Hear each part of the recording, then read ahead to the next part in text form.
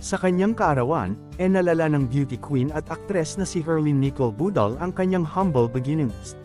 Ibinahagi ni Herlin ang ilang larawang, kuha sa isang simpleng tahanan bilang kanyang background, suot ang isang napakagandang gown na likha ni Leo Almodal, ang sarap balik-balikan ng buhay kung saan ka nagsimula. I am beyond grateful for those people who helped me to grow and to become who I am today. Sabi ni Herlin. Tinapos ni Herlin ang kanyang post sa pamamagitan ng panalangin ng pasasalamat. Thank you Lord, it's my birthday. Malayo na nga ang narating ni Herlin, mula sa simpleng pagiging backup girl sa Wow Wow Win, kasama ang moniker na Hipon Girl. Nanalong first runner-up sa Binibining Pilipinas noong 2022, na nakakuha din ng 7 pang special awards. Tinanghal din siya bilang Miss Tourism Philippines 2023 sa Miss Grand Philippines Beauty Pageant. At ngayon ay bida sa GMA drama na Magandang Dilag.